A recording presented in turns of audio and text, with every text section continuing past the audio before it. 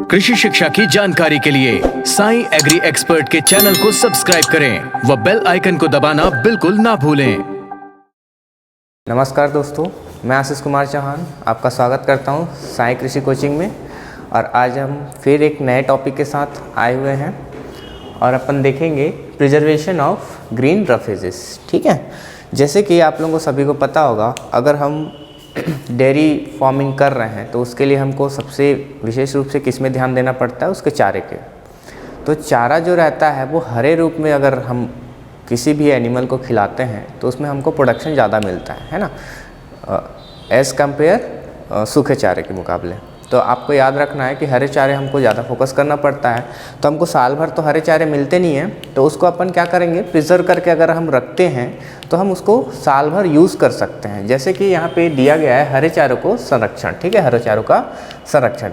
अब ये होती क्या चीज़ है, तो वही चीज़ जो मैं अभी बताया आपको, पशुओं के लिए हरे चारे की आवश्यकता पूरे वर्ष लगती है, क्योंकि पशुओं में दूध उत्पादन, मांस, ऊन आदि उत्पादन पूरे वर्ष होते रहता है, जबकि हर चारों किसी निश्चित समय में ही उगाए जाते हैं। ठीक है, किसी भी चारे को एक निश्चित समय के लिए उगाया जाता है, एक सीज़न में उगाते हैं, उसके बाद उसको हार्वेस्टिंग कर दिया जाता है, फिर उसको यूज़ कर लिया जाता है ना।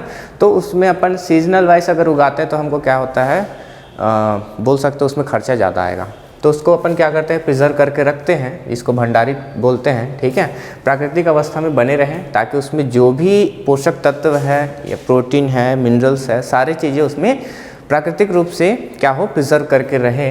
तो उसके लिए अपन को दो टाइप के संरक्षण का उपयोग करना चाहिए, जैसे कि साइलेज बनाकर और दूसरा है बनाकर।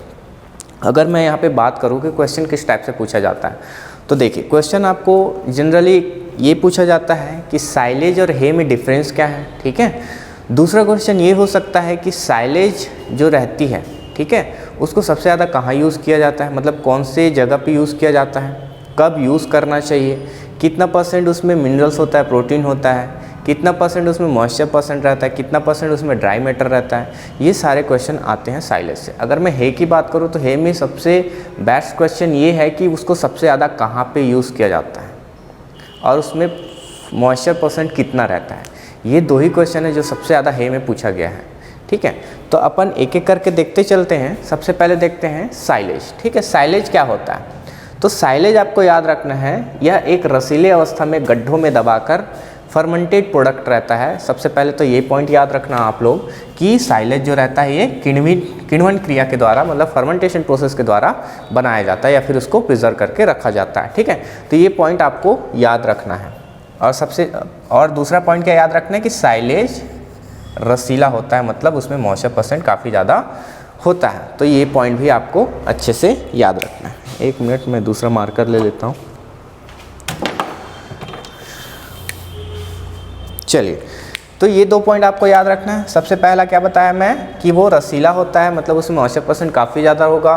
सेकंड पॉइंट में बताया कि वह किण्वन प्रोसेस या फिर फर्मेंटेशन प्रोसेस के थ्रू बनाया जाता है। ठीक है, तो ये दोनों पॉइंट आपको याद रखना है। उसके बाद देखिए साइलेज जो रहता है, इसमें लिखा गया साइलेज को हरे चारे के स्थान पर पशुओं को आसानी से खिलाया जा सकता है। ठीक है, अब जाहिर सी बात है, जितने भी चारे रहेंगे, रफेजेस रहेंगे, उसको ग्रीन स्टेज पे ही उसको प्रिजर्व करना चाहिए हमको, क्योंकि ग्रीन स्टेज में काफ़ी ज़्यादा उसमें विटामिन्स, मिनरल्स और प्रोटीन्स, ये सारी चीज़ें उसमें प्रेजेंट रहते हैं। तो हमको ये सबसे पहले ये ध्यान रखना है कि जितने भी चारा होता है या फिर जितने भी चारे हैं उसको अपन को ग्रीन स्टेज पे ही, मतलब हरे अवस्था में ही उसको क्या करना है, प्रिजर्व करना है। तो साइलेज क्या है, उसमें ऑलरेडी मॉइस्चर काफ़ी ज़्यादा है, मतलब वो हरे अवस्था में तो रहेगी ही रहेगी, प्लस वो किण्वित अवस्था में है, मतलब फर्मेंटेड प्रोडक्ट है, मतलब उसको पचाने में बहुत जल्दी आसानी होती है। ठीक है, तो ये पॉइंट आपको याद रखना है।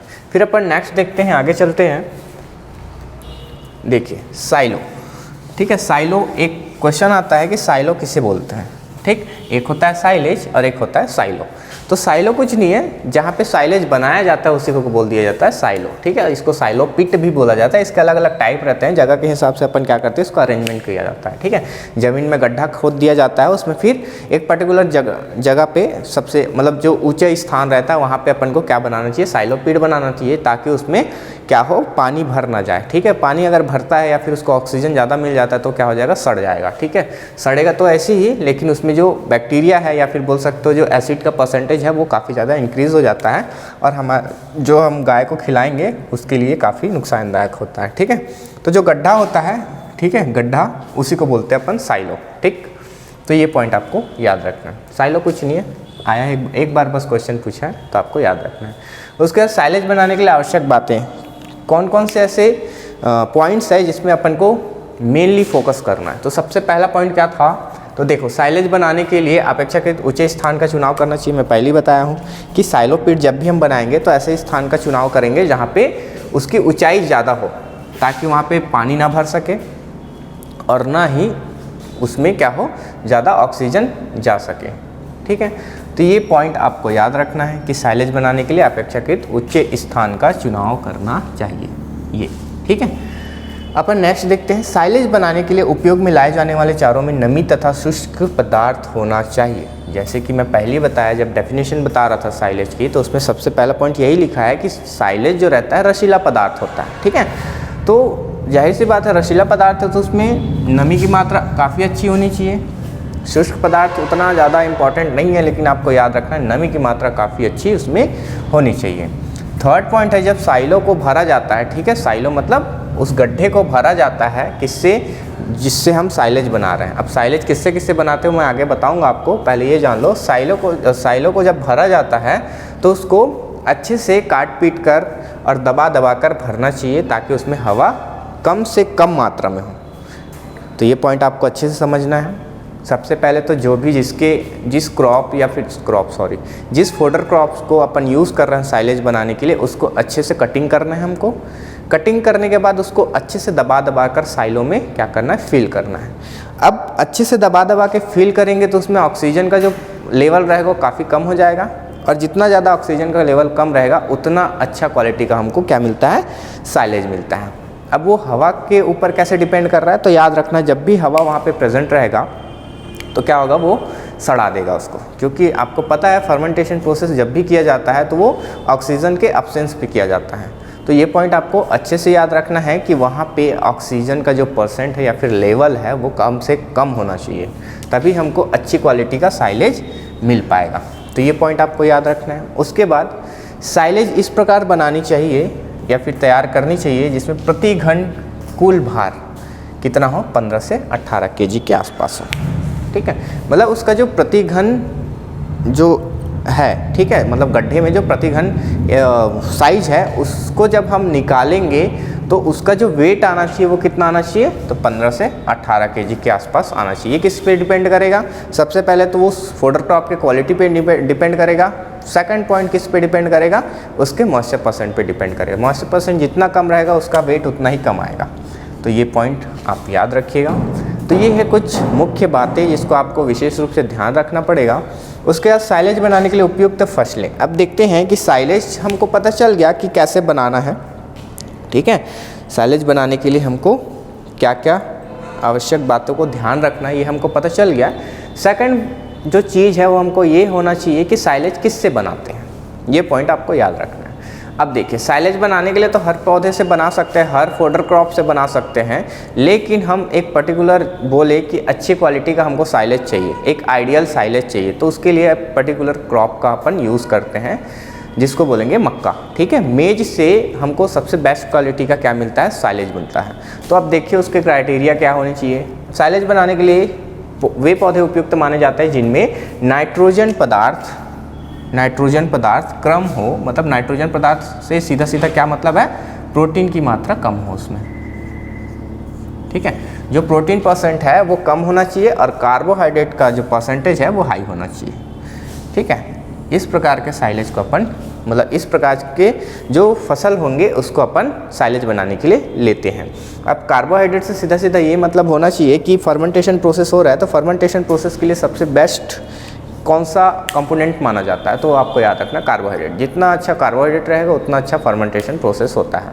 इसीलिए देखना जब शराब फैक्ट्री में अधिकतर अपन किसका यूज़ करते हैं, तो ग्रेप्स का। ठीक है, ग्रेप्स में काफ़ी अच्छा कार्बोहाइड्रेट रहता है और वो फर्मेंटेशन के थ्रू ही बनता है, जितना भी अल्कोहल बनते हैं। तो आपको ये पॉइंट याद रखना है अच्छे से। ठीक है, उसके बाद नेक्स्ट पॉइंट अपन देखते हैं, इसमें जो ड्राई मैटर है वो कितनी होनी चाहिए, तो आपको याद रखना 30 to 40% के आसपास होना चाहिए। बहुत ही ज़्यादा इंपॉर्टेंट है। ये आपको याद ही रखना है, ठीक है, कि उसमें जो ड्राई मैटर है या फिर बोल सकते हैं शुष्क पदार्थ, उसकी मात्रा कितनी होनी है। 30 से 40% दिया हुआ है, कभी कभी एग्ज़ाम में 40 से 50% तक भी लेता है, ठीक है, और ये लिया भी गया है तो आपको अच्छे से याद रखना है। लेकिन इसका आइडियल परसेंट आपको याद रखना है 30 से 40%। 30 से कम नहीं होना चाहिए और 50 से ऊपर नहीं होना चाहिए। जहाँ पे 40 दिखे वहाँ पे आपको टिक लगा देना है। उसके बाद नेक्स्ट है नमी की मात्रा कितनी होनी चाहिए। तो नमी की मात्रा आपको याद रखना है 60 से 70%। 60 से 70-80% तक भी अपन ले सकते हैं, लेकिन 80% बहुत ज़्यादा होता है, तो आपको याद रखना है 60 से 70% तक उसमें नमी की मात्रा मॉइस्चर परसेंट होना चाहिए। तो ये पॉइंट आपको बहुत ज़्यादा इम्पॉर्टेंट है, ये पॉइंट आपको याद रखना है। उसके बाद साइलेज कैसे बनाते हैं वो मैं एक बार ऐसे ही बता देता हूँ आपको, उतना ज़रूरी तो नहीं है। जैसे कि सबसे पहले साइलो पिट किए, ठीक है, गड्ढा बनाए। गड्ढा बनाने के बाद क्या करेंगे, उसको अच्छे से फुल फिल करेंगे। किससे, तो जितने भी पत्ते रहेंगे या फिर जो भी क्रॉप से हम साइलेज बना रहे हैं तो वो सब सारी चीज़ें वहाँ पे डालना पड़ता है। डालने के बाद उसको अच्छे से मतलब पैक कर देते हैं, फुल पैक करने के बाद उसको ढक दिया जाता है। अब ढकने के बाद ढका क्यों जाता है, ताकि उसमें ऑक्सीजन एंटर ना कर पाए, ठीक है। ऑक्सीजन वहाँ पे इंटर नहीं करेगा तो वो फर्मेंटेशन प्रोसेस काफ़ी अच्छे से होता है, ठीक है, क्योंकि वहाँ पे क्या हो रहा है, बैक्टीरियल एक्टिविटी हो रहा है। अब वहाँ पे जब फर्मेंटेशन होते जाता है तो लगभग 90 से 100 दिन में वो साइलेज बन के तैयार हो जाता है। तो ये आपको याद रखना है कि साइलेज बनता कैसे है। अपन आगे देखते हैं। अपन को ये पता चल गया कि कौन से क्रॉप का यूज़ किया जाता है सबसे बेस्ट क्वालिटी का। अगर साइलेज हमको बनाना है तो सबसे ज़्यादा यूज़ करने वाला कौन सा क्रॉप है, तो आपको याद रखना मेज, ठीक है, मक्का का यूज़ अपन करते हैं। और इसमें मॉइस्चर परसेंट कितना होता है वो अपन देख लिए, ठीक है। कार्बोहाइड्रेट वाले जितने भी क्रॉप होंगे जिसमें कार्बोहाइड्रेट के परसेंटेज काफ़ी अच्छा होता है उसको अपन यूज़ करेंगे। ऐसा नहीं है कि सिर्फ मक्का से ही बनाते हैं, और भी बहुत सारे क्रॉप्स हैं जिससे अपन बनाते हैं, लेकिन मक्का बेस्ट माना जाता है। कार्बोहाइड्रेट उसमें ज़्यादा होना चाहिए, नाइट्रोजिनस मैटर उसमें कम होना चाहिए। मॉइस्चर परसेंट 60 से 70% तक होना चाहिए, और ड्राई मैटर आपका 30 से 40% के आसपास होना चाहिए। तो ये जितने पॉइंट्स मैं बताया उसको आपको याद रखना है।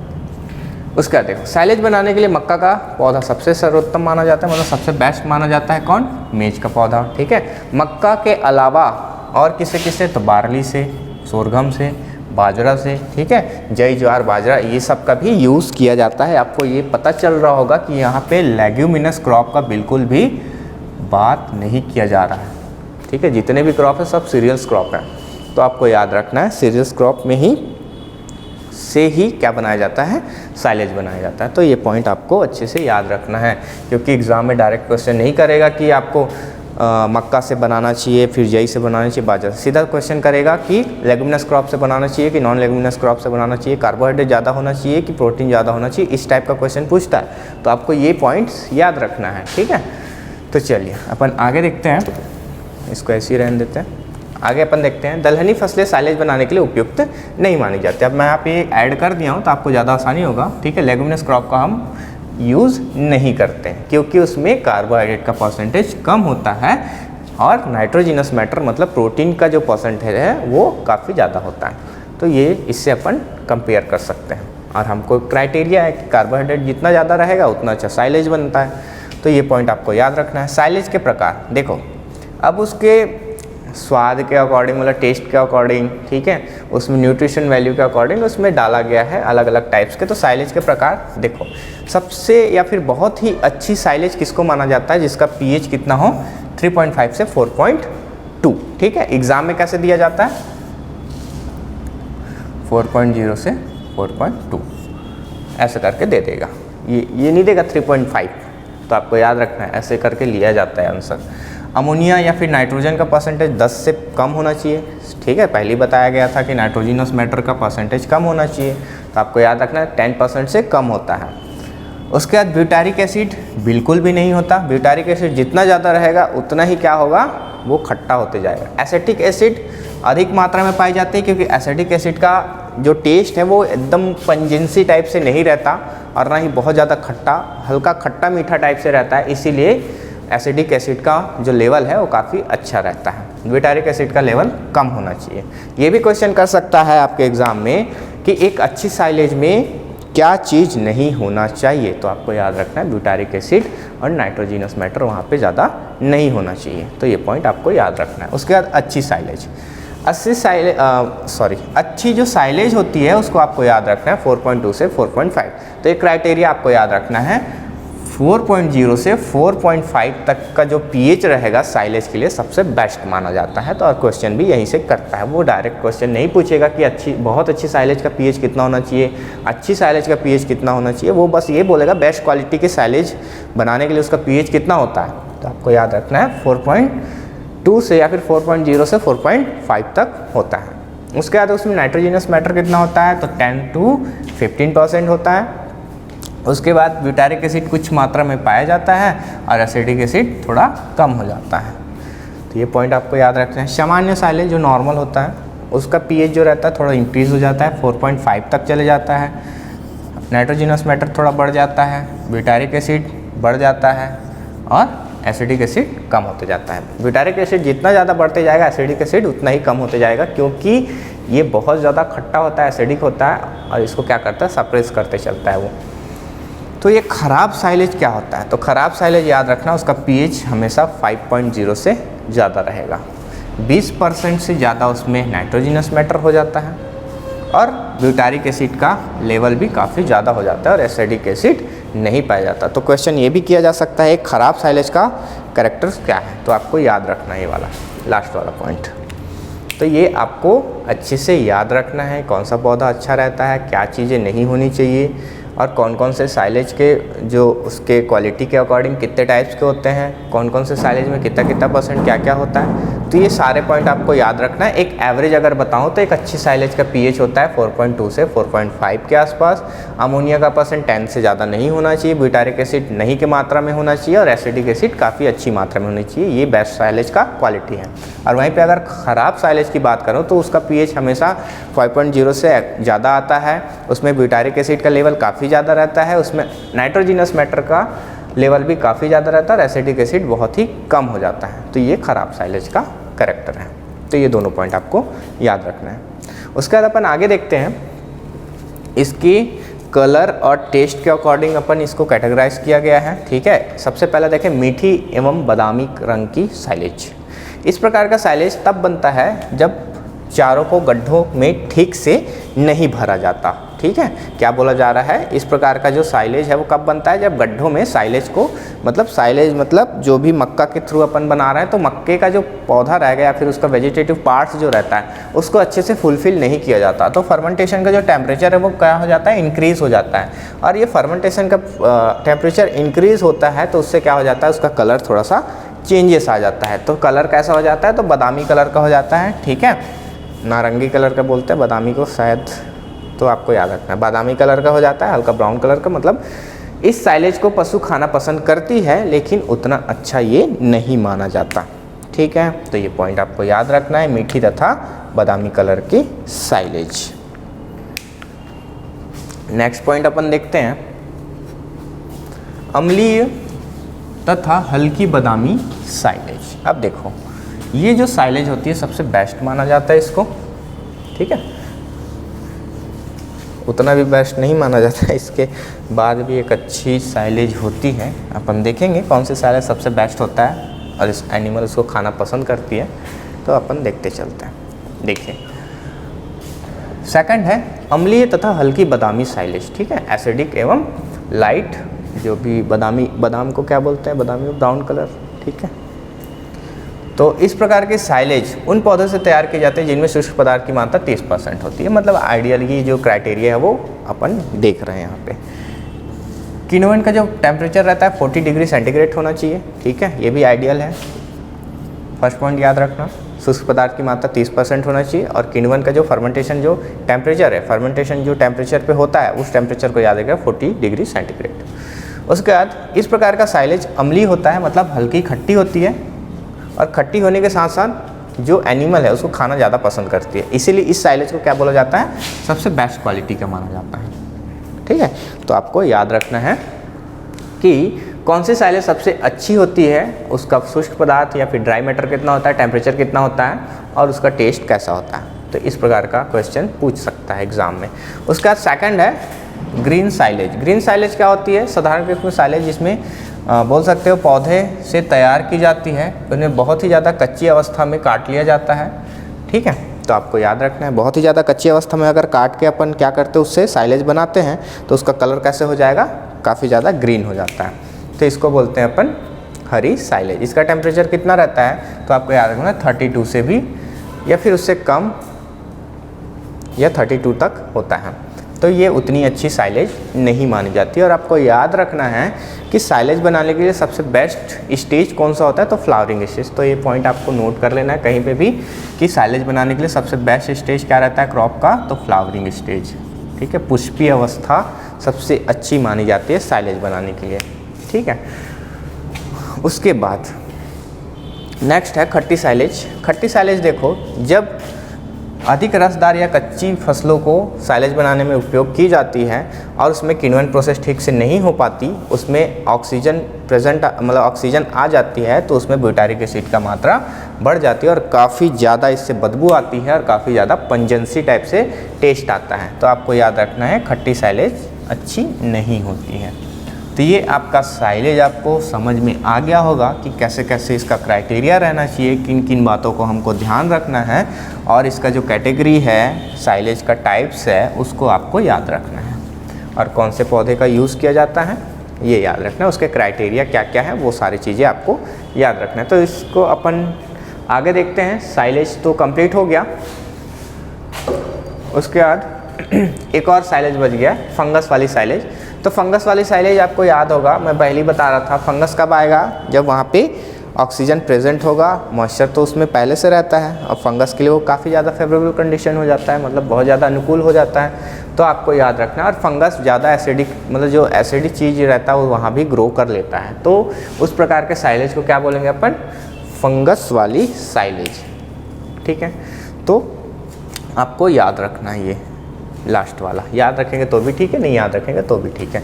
अब देखो इसमें इंपॉर्टेंट पॉइंट्स क्या क्या होने चाहिए। साइलेज बनाने के लिए प्रतिदिन 1.25 मीटर गड्ढा भरना चाहिए। ठीक है, एक साथ गड्ढे को नहीं भरा जाता, धीरे धीरे करके भरा जाता है, ताकि हम उसमें ज़्यादा से ज़्यादा क्या करें, क्रॉप्स या फिर फोडर्स को अपन ऐड कर सकें, तभी ना हमको ज़्यादा क्वांटिटी में क्या मिलेगा, साइलेज मिलेगा। तो आपको याद रखना है, वो जैसे जैसे नीचे दबते जाती है, जैसे कि एक लेयर अपन दिए, एक लेयर देने के बाद क्या होगा, वो कुछ दिन उसको वेट करेंगे, 1 से 2 दिन, उसका जब वो दब जाएगी नीचे, उसके बाद फिर से उसमें क्या करेंगे, जो भी पौधा ये क्रॉप रहेगा उसको डालते हैं। तो कितना दिन डालना चाहिए प्रतिदिन, तो 1.25 मीटर गड्ढा भरना चाहिए बोला जा रहा है। साइलेज बनाने के लिए 6 मीटर गहरे, ठीक है, 6 मीटर गहरा होना चाहिए और 3 मीटर व्यास होना चाहिए। मतलब मान लो ये गड्ढा है, ठीक है, ये क्या है,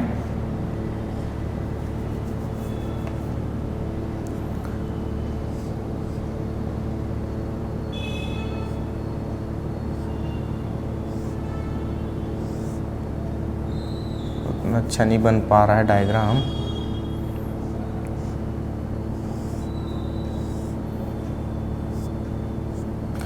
ये गड्ढा है, ठीक, अरे यार मान लो ये गड्ढा है, मान लो आप लोग, ठीक है।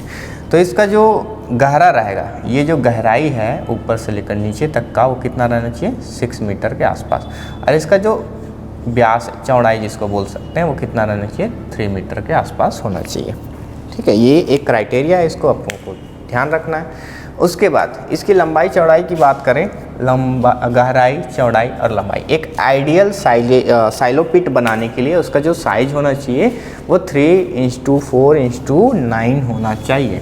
ठीक है, मतलब 3 मीटर गहरा, ठीक है, यहाँ पे आपको बोला गया 6 मीटर गहरा होना चाहिए और 3 मीटर व्यास वाली गड्ढा उपयुक्त माना जाता है। वो माना जाता है, मतलब ऐसा हम बना सकते हैं क्रिटिकल स्टेज पे, या फिर बोल सकते हो अपन जो गांव में बनाते हैं जनरली अगर बनाएंगे तो वो बना सकते हैं। लेकिन एक आइडियल साइलेज का जो पिट होना चाहिए वो क्या होना चाहिए, तो आपको याद रखना है 3:4:9, मतलब 3 मीटर क्या होना चाहिए, गहराई होना चाहिए उसका, 4 मीटर विड्थ मतलब चौड़ाई होना चाहिए, और 9 मीटर के आसपास क्या होना चाहिए, लंबाई होना चाहिए। ठीक है, तो ये पॉइंट आपको याद रखना है। साइलो की ऊंचाई उसके व्यास से दुगनी होनी चाहिए, हमेशा ये क्राइटेरिया याद रखिएगा। कॉन्सेप्चुअल क्वेश्चन पूछ सकता है कि साइलेज की जो हाइट है वो उसके डायामीटर से दुगनी होनी चाहिए। ठीक है, तो ये पॉइंट आपको याद रखना है। उसके बाद साइलेज लगभग 90 से 100 दिन, ठीक है, 90 से 100 दिन, यहाँ पे डैश होना चाहिए, 90 से 100 दिन में बनकर तैयार हो जाता है। 100-120 दिन लग जाता है, तो उतने दिन में साइलेज बन के तैयार हो जाता है, ये आपको याद रखना है, ठीक है। तो ये पॉइंट आपको अच्छे से याद रखना है। सबसे पहले तो मैं बताया कि उसका जो साइज होना चाहिए वो कितना होना चाहिए, और ये जो क्राइटेरिया है वो याद रखना है कि उसकी ऊंचाई जो है व्यास से दुगनी होनी चाहिए, और साइलेज कितने दिनों में बनकर तैयार हो जाती है, तो 90 से 100 दिन में बन के तैयार हो जाती है। तो यहाँ तक आपको याद रखना है साइलेज के बारे में।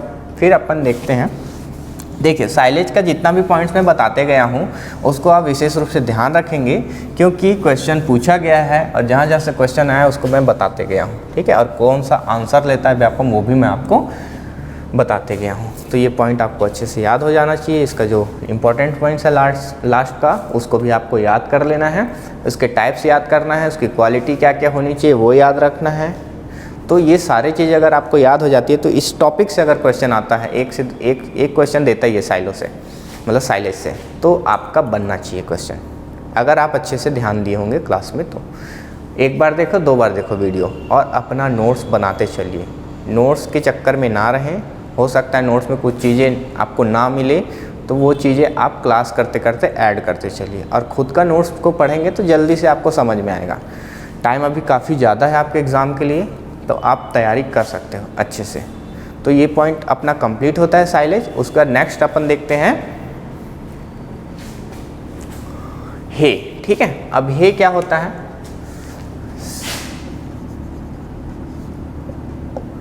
हे देखिए साइलेज अपन देख लिए कि कैसी होती है, रसीली होती है, खट्टी होती है, मीठी होती है, जो भी है अपन देख लिए उसका क्राइटेरिया। अब हे का जो क्राइटेरिया रहेगा, हे आपको याद रखना है, ये एक टाइप की सूखी घास है, ठीक है, मतलब ये ड्राई फोडर्स है, या फिर ड्राई प्रिजर्वेशन के थ्रू, मतलब जो प्रिजर्वेटिव्स है, जो प्रिजर्वेशन के थ्रू बनाया जाता है हे, ठीक है, प्रिजर्व करके रखा जाता है, वो है आपका सूखी घास को।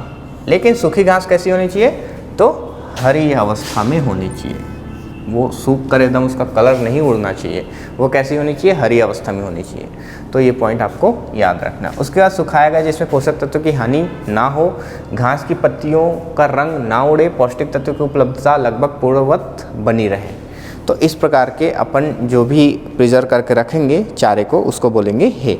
तो ये पॉइंट आपको याद रखना है कि हे कैसी है, सूखी घास है लेकिन वो हरी अवस्था में रहती है, और उसमें जितने भी पोषक तत्व है वो उसकी ज़्यादा मतलब हानि नहीं होनी चाहिए, क्योंकि अब बस सुखा रहे हैं तो पोषक तत्वों की हानि होती है। और ये क्वेश्चन पूछा भी गया है आपके एग्ज़ाम में कि साइलेज और हे बनाने में कौन से प्रोसेस पे आपके जो खनिज तत्व है उसकी हानि होती है, तो आपको याद रखना हे, ठीक है। साइलेज में उतनी ज़्यादा नहीं होती, लेकिन हे में काफ़ी ज़्यादा हो जाती है।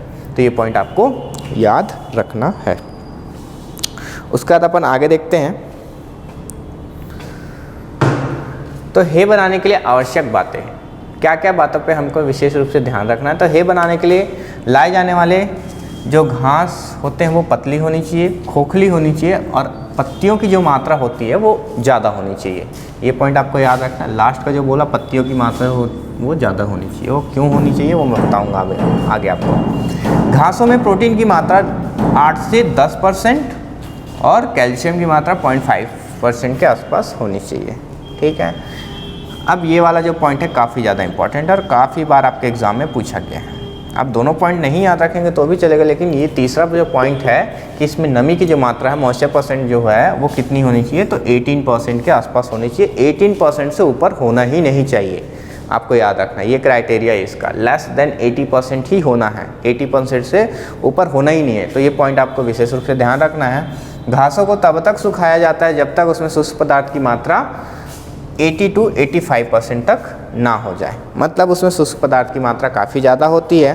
तो ये पॉइंट आपको याद रखना है। ये भी क्वेश्चन पूछ सकता है, इसको ना पूछकर इसको दे देगा कि हे में ड्राई मैटर कितना % होता है, या फिर शुष्क पदार्थ की मात्रा कितनी होती है, तो 80 से 85% तक होती है। और घास में जो पत्ती होती है उसका कलर कैसा रहना चाहिए, तो हरे कलर का होना चाहिए, ठीक है। उसके बाद नेक्स्ट पॉइंट देखो, हरी पत्तियों में कैरोटीन की मात्रा अच्छी होती है, इसीलिए पत्ती ज़्यादा इम्पॉर्टेंट है। मैं क्या बोला था, हे बनाने के लिए उसमें पत्तियों की मात्रा काफ़ी अच्छी होनी चाहिए। पत्ती की मात्रा क्यों काफ़ी अच्छी होनी चाहिए? क्योंकि पत्तियों में ही क्या रहता है, कैरोटीन रहता है, और कैरोटीन गाय के लिए काफ़ी अच्छी मानी जाती है क्योंकि उसमें विटामिन ए काफ़ी अच्छा पाया जाता है। ठीक है, तो ये पॉइंट भी आपको याद रखना है। तो ये उसकी क्राइटेरिया है, तो इसे याद रखना है। उसके बाद देखते हैं हे बनाने के लिए उपयुक्त फसलें कौन कौन सी होती हैं। तो हे बनाने के लिए उपयुक्त फसलें कौन कौन सी होनी चाहिए, तो आपको याद रखना है जितने भी लेग्यूम्स क्रॉप रहते हैं, जितने भी लेग्यूम्स क्रॉप रहते हैं वो हे बनाने के लिए काफ़ी अच्छी मानी जाती है। तो आपको याद रखना है बरसीम हो गया, सबसे बेस्ट मानी जाती है। ठीक है, अब बरसीम में आपको सब चीज़ें याद रखना है, आगे मैं बताऊंगा क्या क्या चीज़ें याद रखना है। ठीक है, बरसीम में याद रखना कि सबसे अच्छी मानी जाती है। उसके बाद रिचका है, रिचका मतलब ल्यूसन है, लोबिया है, ठीक है, मटर है, सोयाबीन है, ये सारे क्रॉप से अपन क्या बना सकते हैं, हे बना सकते हैं, और ये काफ़ी अच्छी मानी जाती हैं।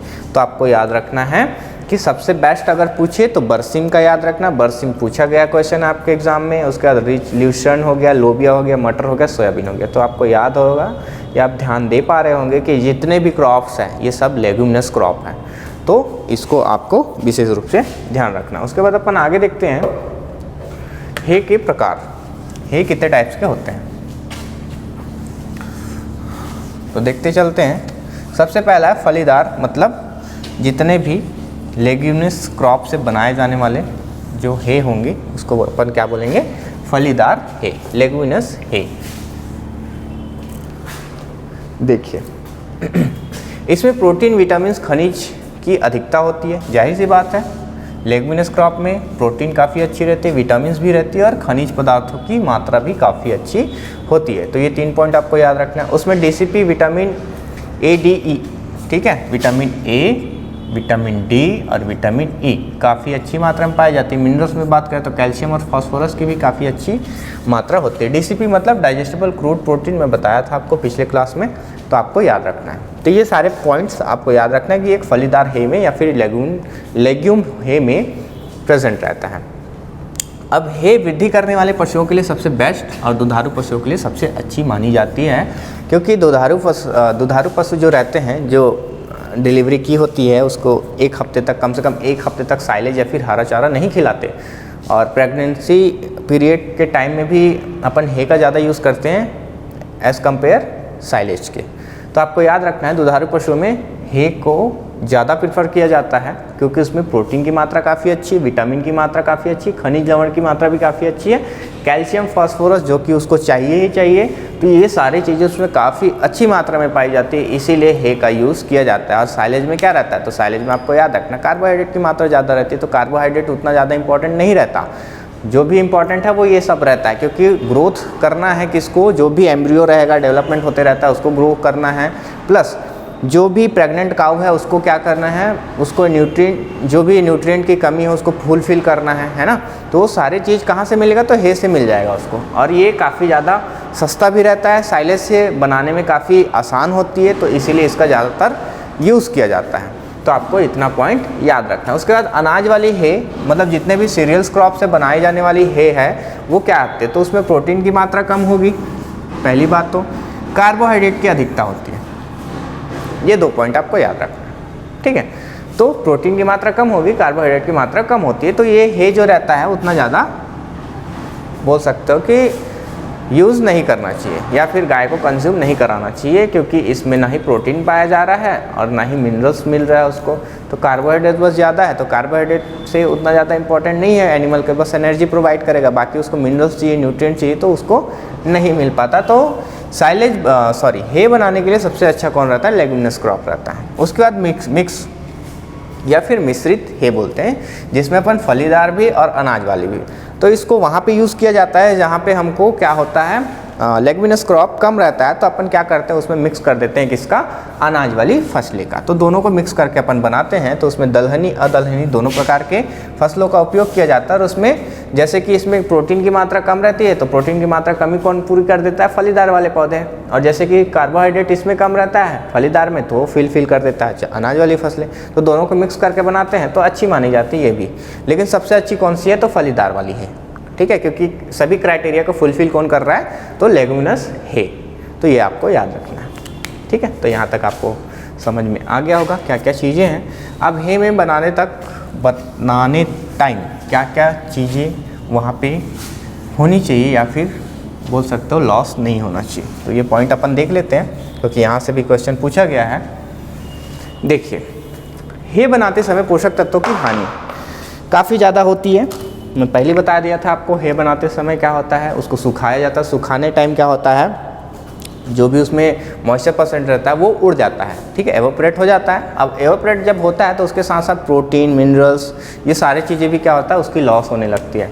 तो सर्वाधिक हानि पत्तियों के सड़ने से होती है या फिर पत्तियों के झड़ जाने से होती है, ठीक है, सड़ने बोल दिया था, झड़ने से होती है, ठीक है, क्योंकि पौधे में कुल प्रोटीन का लगभग 70% जो प्रोटीन होता है वो उसके लीव्स में या फिर पत्तियों में ही पाई जाती है।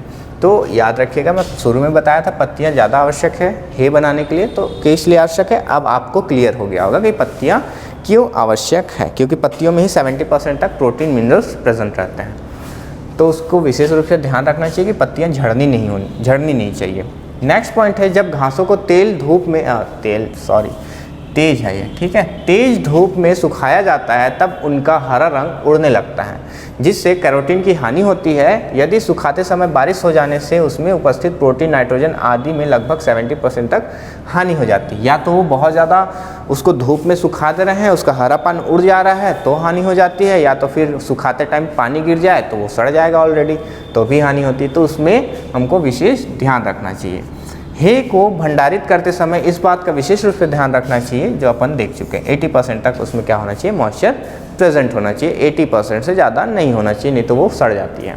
तो ये पॉइंट आपको याद रखना है। और इसमें क्या दिक्कत आती है हे बनाने के लिए, तो क्वेश्चन पूछा गया है हे बनाने के लिए क्या क्या दिक्कतों का सामना करना पड़ता है, तो यही सब है, पत्तियों को झड़ जाना।